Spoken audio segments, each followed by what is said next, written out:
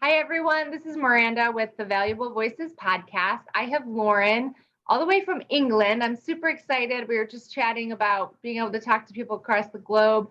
We met in a Facebook group. She is founder of Mindful of Christ. She has a book. She has a free challenge. She has an amazing website, mindfulofchrist.net.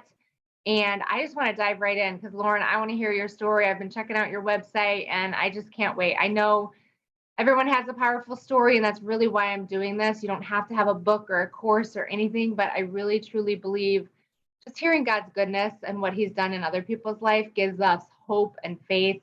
So I can't wait to hear your story. So Lauren, thank you for being here. Oh, thank you so much for having me. It's a pleasure. Thank you. I love your accent too. It's so awesome. For us in Chicago, it's just fun to hear. You probably hear that all the time. Well, let's dive right in. Kind of tell us, where you've been to where you are now and what you're doing. I'm super excited to hear about it.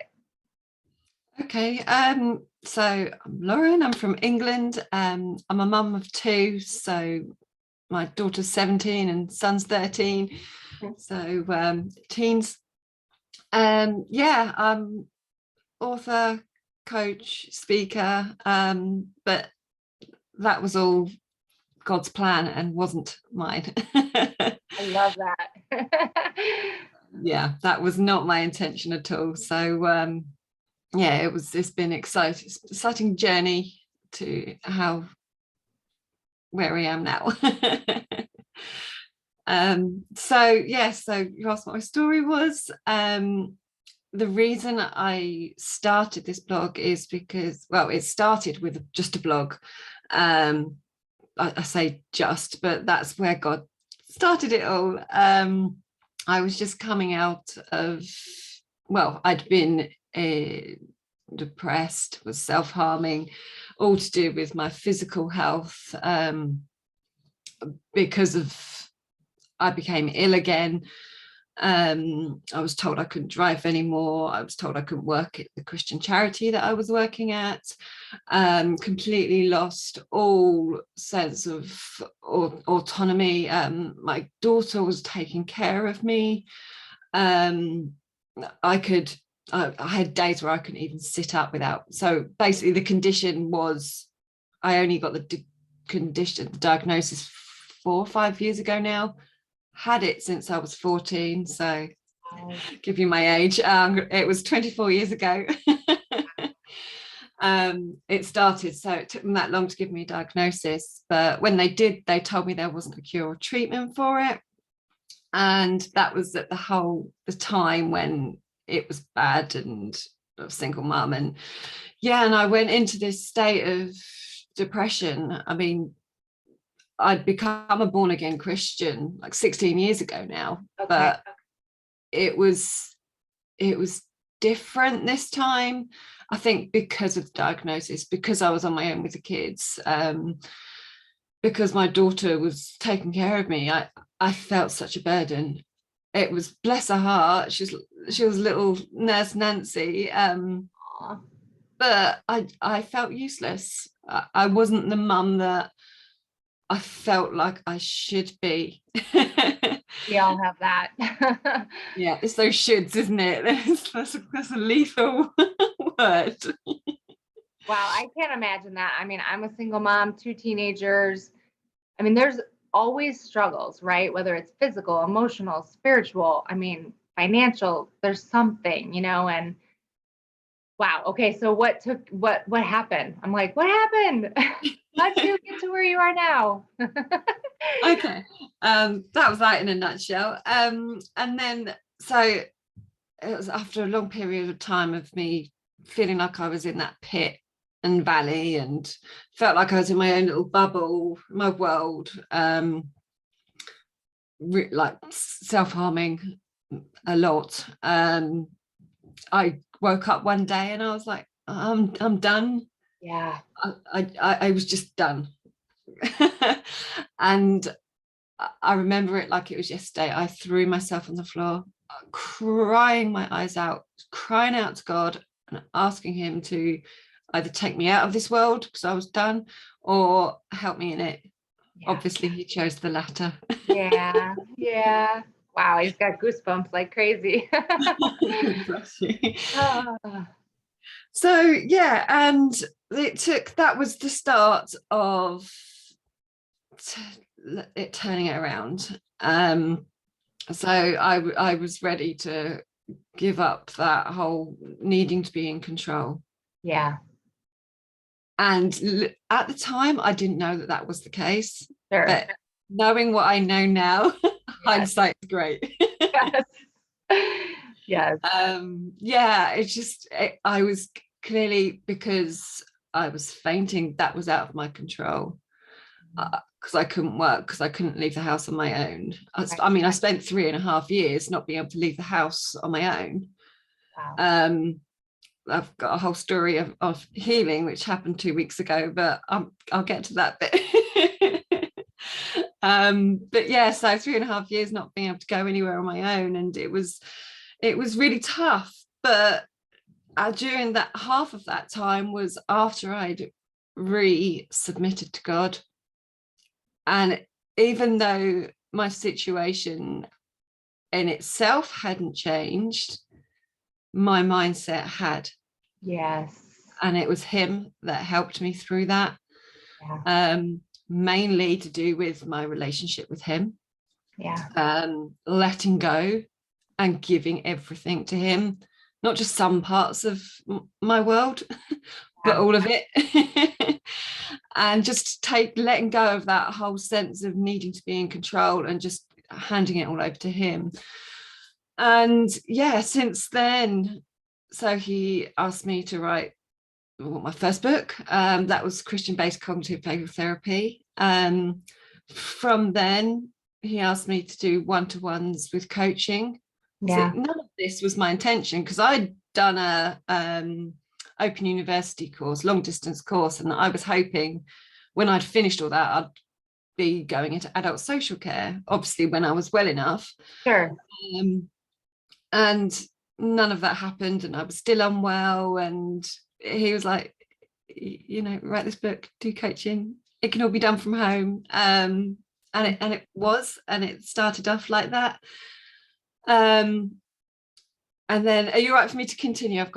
I'm just building up. Yeah, I love it. I mean, again, thank you for being so vulnerable, because I know there's people out there that really like, yeah, I've been there, I've been there. I'm there now, on the floor, like praying, God, this is not what you had for me. I know there's more. And giving it over to him, you can say that simply, but I don't think that was just like an overnight thing. That was probably walking through and many steps to that. And I just want to encourage people with that. It's just one day at a time. There's not a simple answer, but it's when you hear him, when you know who you are and why he created you. So I love that you had this plan and he's like, nope, we're going to do something else.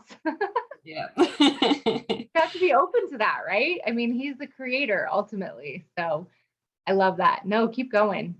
No, yeah, exactly. And just from what you were saying, it's not just about, like, for instance, when we go to him and we pray, we also need to not listen to him, and not only listen to him, do what he says. Yeah. And it took me years. It did. I mean, like I said, I've been a Christian for 16 odd years. Yeah. It took me up until 2 years ago to figure it out that I actually needed to, submit. Right. It took a long time. And even then it was a process. It was a journey, and it still is. Mm-hmm.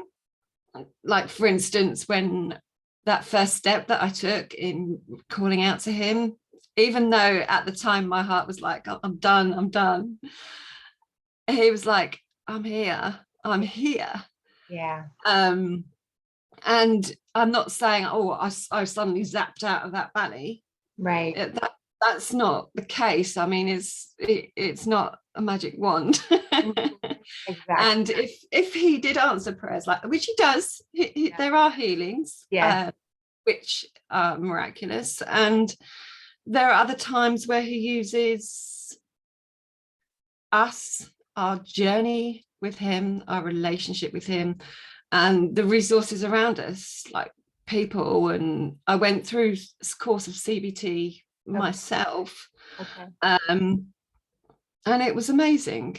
And it really, like, so sorry, talking about CBT. So if people don't know what CBT is, it's cognitive behavioral therapy. It's actually one of the top forms of talking therapy. I know in the UK and the US, wherever else, I'm not sure. But yeah, it's one of the top ways of talking therapy, and it's about mindset. So what are we thinking about? What is our focus on?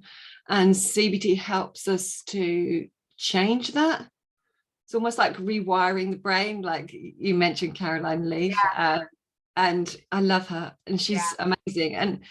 And yeah, we can. And she talks about us rewiring our brains, our thought processes. It's about recognizing and catching those thoughts and actively changing it. And that's what CBT taught me. And obviously that book that I wrote was about, so for instance, CBT is about turning from the negative. So Christian-based cognitive behavioral therapy is turning from the negative, but turning our focus on Jesus. So hence the name of my blog, even though that came after, but it was about, what is our mind full of? Is it full of negativity? Full of ourselves? Is it full of our situations? Or is it full of him? And that's not an easy thing to do. You really have to be intentional, because most of us have these habits of just saying the same thing over and over. And maybe we've heard, that's part of my story, is like, there's so many voices in our head, in our mind. We have our parents, we have our family, we have friends, we might have, kids, spouses, whatever that is, teachers. You have so many people, and they may have said something to you once years ago, and it's stuck in your head. And then you find things that say, like my story is, I'm not good enough. I'm not good enough. I'm not good enough. So I'm, constantly thinking that. And it's like, no.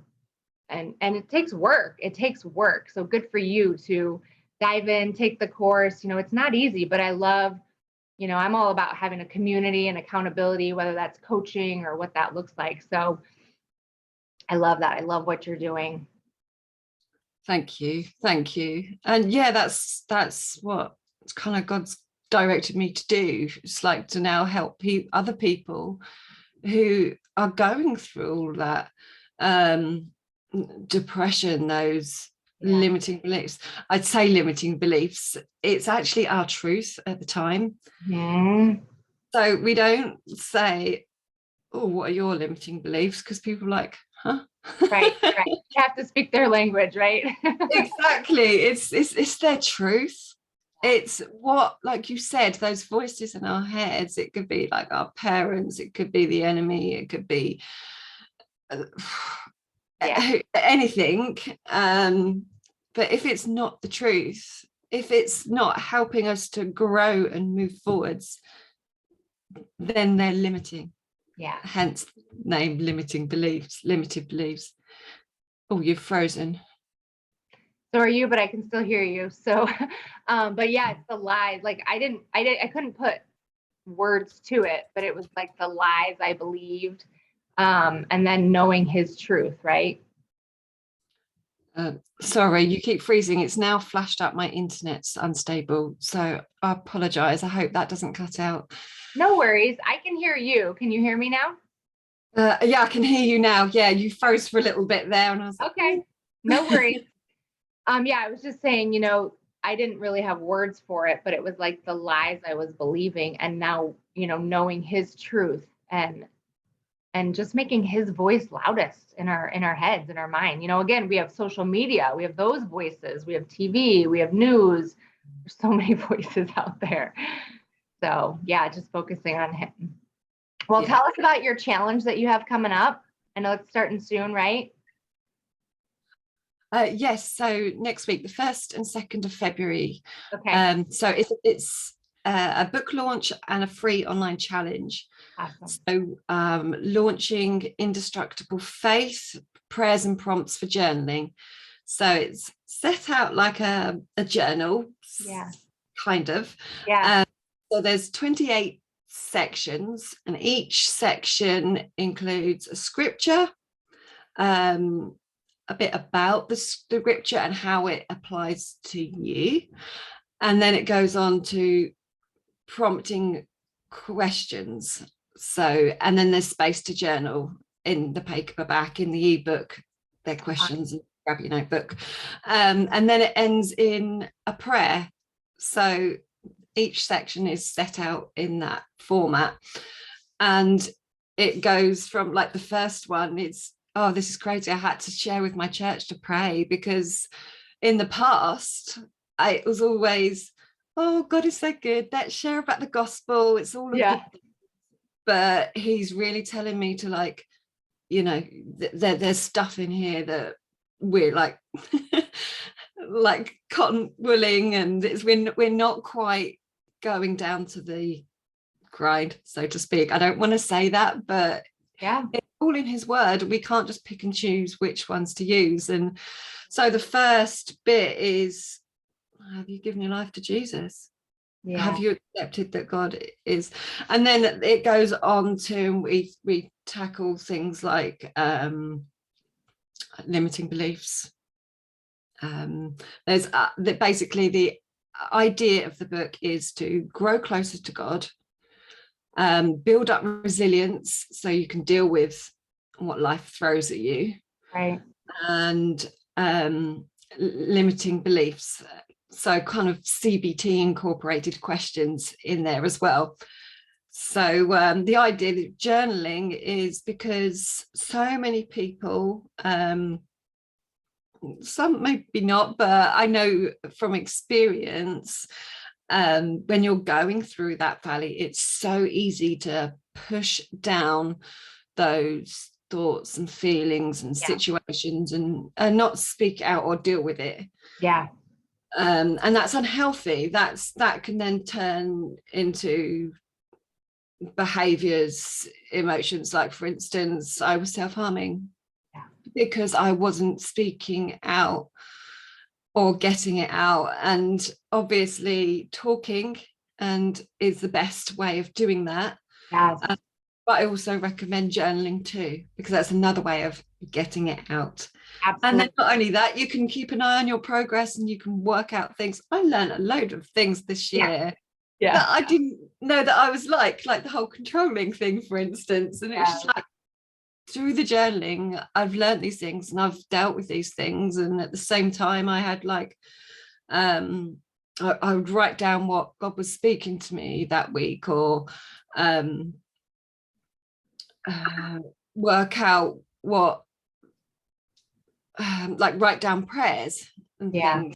I would literally pray out through my journaling. So it was amazing resource which God guided me down to do, and now I just want to encourage that. So this book is like the start of that. So there's 28 sections, and so one for every day of the month, February.